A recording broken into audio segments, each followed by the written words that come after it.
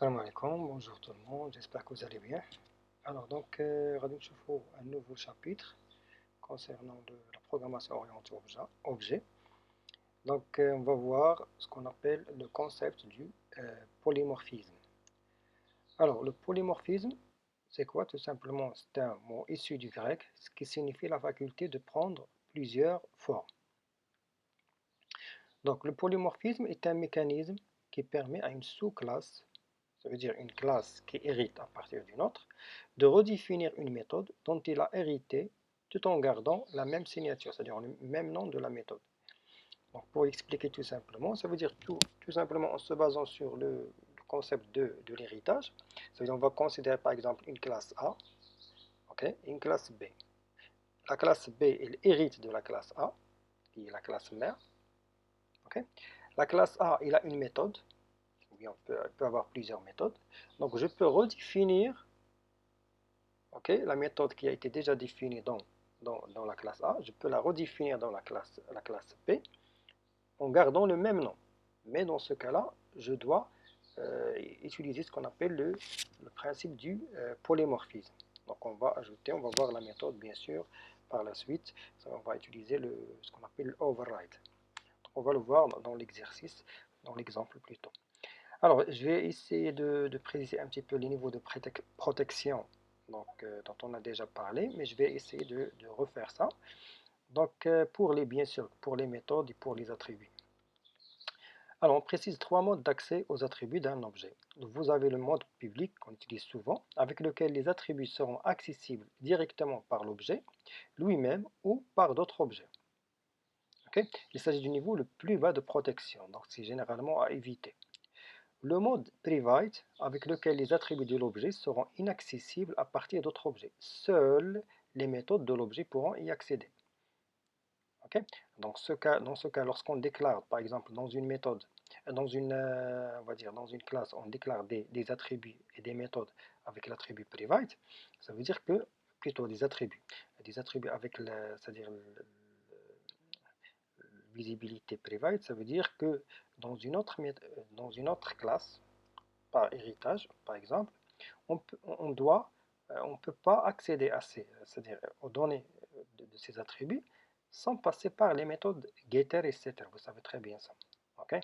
Alors, lorsque vous avez private dans les attributs d'une classe mère, donc dans la classe phi ou la sous-classe, on est obligé, bien sûr, c'est-à-dire pour utiliser ces données, on est obligé dans la classe mère de, de- de créer les méthodes getter et setter. Il y a un autre mode, ce qu'on appelle le mode protected, sur lequel on va travailler pour notre cours d'aujourd'hui. Alors, cette technique de protection est étroitement associée à la notion d'héritage. Donc, on va utiliser l'héritage, puisque le polymorphisme, tout simplement, c'est de l'héritage, mais avec une redéfinition de méthode en gardant le même nom. Alors, prenons l'exemple. Donc, on va travailler sur cet exemple, c'est comme un exercice, on va dire c'est un exemple d'application. Donc, on va créer une classe, la classe Java individu. On va créer ensuite son constructeur. Donc, il n'a pas d'attribut, bien sûr. Puis, créer son constructeur. Ensuite, on va créer la méthode communiquer, dans la même, bien sûr, classe, affichant le message suivant. Un individu communique à l'aide de sa langue natale, c'est-à-dire sa langue nationale. Ensuite, 3, créer une classe Java arabe qui hérite de la classe individu, voilà, avec redéfinition de la méthode communiquer. Ça veut dire qu'on va déclarer une méthode qui est le même nom, c'est-à-dire communiquer, qui est le même nom que qu'on a déclaré dans c'est-à-dire la classe mère, okay, qu'on a déclaré déjà ici. Donc on va créer une méthode communiquer pour afficher le message suivant. Ici on a utilisé juste une méthode qui affiche un message. On peut voir par la suite qu'on peut avoir des méthodes qui font des calculs et tout ça. Donc ça veut dire qu'on peut garder des éléments de la méthode, euh, ça veut dire de la première méthode qu'on a déclarée dans la classe mère, et on a ajouté d'autres, ou on peut changer carrément, c'est-à-dire tout le contenu de cette méthode-là par la redéfinition en utilisant le override. Alors, donc un arabe peut communiquer en arabe. Ensuite, on va créer une autre classe Java anglais, qui s'appelle anglais, qui hérite de la classe individu, toujours. Ok. Alors, avec redéfinition de la méthode communiquer. Donc, on va redéfinir la méthode communiquer pour afficher le message. Voilà, un onglet peut communiquer en anglais. Donc, c'est très facile, c'est juste pour avoir une idée sur le polymorphisme. Ensuite, on va créer une classe exécution pour afficher les trois messages de la méthode communiquer. Ça veut dire on va essayer d'appeler les trois méthodes. La méthode communiquer, c'est-à-dire de la classe individu qui est la classe mère, et bien sûr les trois méthodes communiquer déclarées, plutôt les deux autres méthodes communiquer déclarées, ça veut dire successivement dans c'est-à-dire la classe arabe et la classe anglais. Alors passons maintenant au logiciel. Voilà, donc, nous allons dans Eclipse.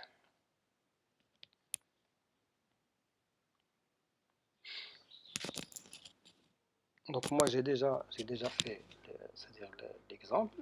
Donc on va voir l'exécution, on va refaire l'exemple, c'est-à-dire à nouveau, comme ça vous allez mieux suivre. Alors si vous avez des questions, bien sûr, n'hésitez pas à les poser, soit à travers les commentaires, et j'espère bien que vous allez, ça veut dire poursuivre, c'est-à-dire la suite des cours, parce que normalement tout ça c'est intéressant, c'est une base pour la deuxième année, pour c'est-à-dire les applications mobiles par la suite, puisqu'on va travailler avec le langage Java. Alors voilà, donc ici, bien sûr, j'ai ma classe individu, ok, voilà, c'est-à-dire le constructeur, voilà c'est-à-dire la méthode communiquer. Ici, on a utilisé l'attribut protected, comme on a dit tout à l'heure. Ensuite, on a créé, c'est-à-dire la classe arabe, voilà, qui hérite de la classe individu. On a utilisé le mot-clé ici extends. On a créé son constructeur pour marquer ici override, puisqu'on a défini la méthode communiquer, qu'on a déjà déclarée ici, avec le même nom. Ok, donc avec bien sûr une redéfinition, ça veut dire on a changé son contenu. Même chose pour anglais ici. Donc j'ai créé une classe anglais, voilà, qui hérite de la classe individu. Donc ici bien sûr on a créé la méthode communiquer, ok, qui affiche bien sûr un autre message. Ensuite ici, voilà là, c'est-à-dire la classe exécution. Alors je vais fermer tout ça. Voilà. Je vais essayer de créer un nouveau dossier. Donc je vais essayer de créer un nouveau dossier. Nouveau Java Project, un nouveau projet plutôt. Voilà, donc je vais appeler par exemple polymorphisme 2 par exemple.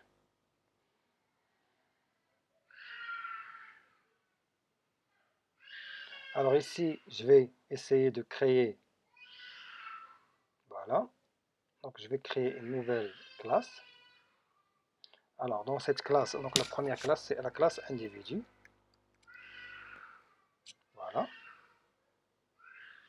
Alors, donc dans notre classe individu, je vais créer le constructeur directement de la classe publique. Je vais mettre ici individu. Je vais créer, voilà, pardon. On va ensuite créer la méthode, comme on a dit cela, donc protected. Donc je vais créer par exemple la méthode communiquer. Ok, il n'y a pas d'attribut.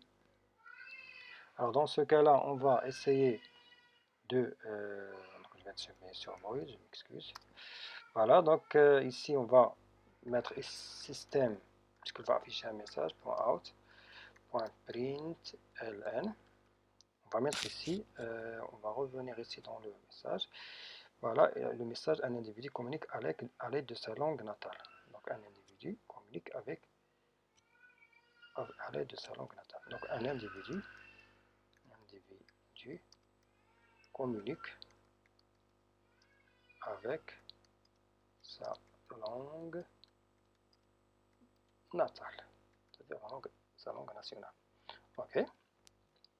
Voilà, on a terminé pour la première. Maintenant, pour la première classe, maintenant on va passer à la question de créer la méthode communique. On a fait ça. Créer une classe Java arabe, qui s'appelle arabe. Donc je vais créer une nouvelle classe ici, toujours, dans le même package. Donc new, classe. Donc je vais la nommer arabe. Donc je vais créer son constructeur de la classe, c'est ici, public, je vais mettre ici arabe. Voilà. C'est bon. Ensuite, je vais essayer de redéfinir la même méthode. Ok, c'est le même nom. Mais bien sûr, pour redéfinir, c'est-à-dire la même méthode, on doit d'abord ici mettre override. Mais avant ça, normalement, on a dit que la classe arabe, elle hérite de individu. Donc, on va mettre ici, ajouter extends. Ici, on va mettre individu. Il ne faut pas oublier ça. Ok. On ne peut pas traiter le polymorphisme sans passer par l'héritage. Donc ici, on doit ajouter override. Override. Puisqu'on va redéfinir cette méthode. Voilà. Donc override. Pardon. Donc override. Voilà, c'est bon. Maintenant, on va créer une autre. Je vais créer une nouvelle classe que je vais appeler anglais. Voilà. Alors ici, je vais définir son constructeur public anglais.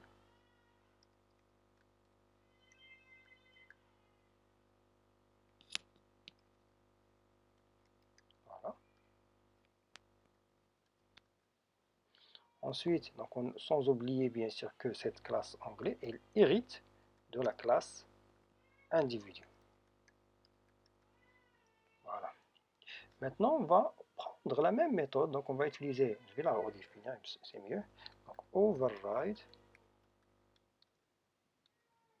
Override. Alors, je vais bien sûr ici utiliser donc protected. Donc, void communiquer. C'est le même nom. Voilà. Alors là, bien sûr, je vais mettre le même message. Plutôt, ça veut dire je vais changer le nouveau message. Donc, on va mettre ici un onglet. Un onglet. Un onglet communique avec. Je vais voir ici un onglet. Un onglet peut communiquer en anglais. L'onglet peut communiquer en, en anglais. Voilà. Ce message. Je vais vérifier un petit ceci là. Ici, normalement. Ah oui, donc je vais mettre ici un arabe peut communiquer.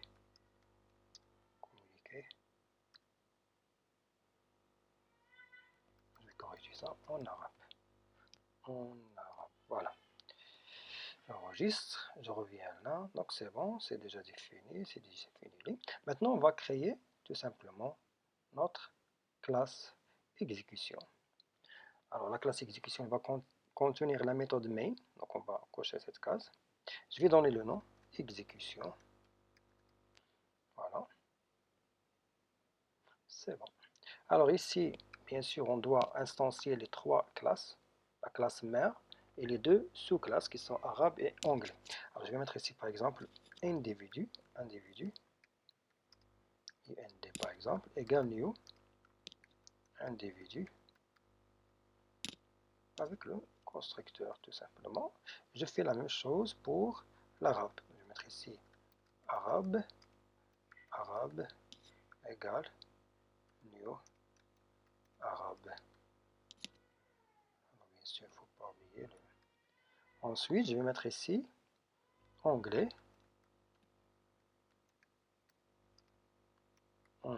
par exemple, égale new, anglais, le constructeur ici. Voilà. Ce qui n'a pas de, c'est-à-dire notre constructeur n'a pas d'argument, on va garder ça. Maintenant, si je veux afficher, c'est-à-dire l'objectif c'est d'afficher en final les trois messages, ok, à partir c'est-à-dire des trois classes. Alors tout simplement, on va commencer par individu, donc individu ici, point. Vous remarquez que la méthode ici, il s'affiche. Je fais la même chose ici pour arabe, point. J'ai la méthode communiquer. Ensuite anglais, point communiquer. Voilà, donc on peut déjà vérifier l'exécution. Voilà, un individu communique avec sa langue natale. Le premier message qu'on a déclaré dans la classe individu. Le deuxième message qu'on a déclaré dans la classe arabe, voilà, il s'affiche. Et le troisième message qu'on a déclaré, c'est-à-dire normalement c'est une méthode qu'on a déclarée dans la classe arabe. Voilà, donc notre cours prend sa fin. Si vous avez des questions, n'hésitez pas à les poser.